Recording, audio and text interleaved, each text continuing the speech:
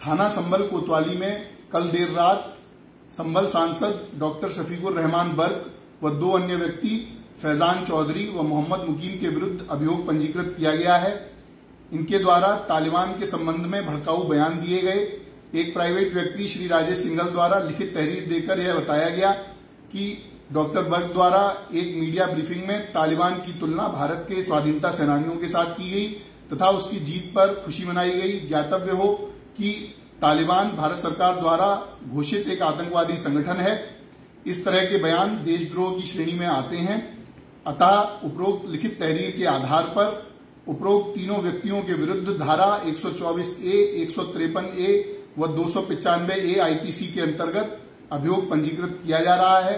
अन्य 2 व्यक्तियों द्वारा फेसबुक पर इसी प्रकार के बयान दिए गए, उनके विरुद्ध भी इसी एफआईआर में अभियोग पंजीकृत किया गया है। समस्त साक्ष्य संकलन के साथ में वैधानिक कार्रवाई की जा रही है। देशद्रोह के बारे में इस तरह की बयानबाजी करने वाले व्यक्तियों अथवा सोशल मीडिया पर इस तरह की पोस्ट शेयर करने वालों के विरुद्ध कड़ी से कड़ी कार्रवाई संभल पुलिस द्वारा की जाएगी। धन्यवाद।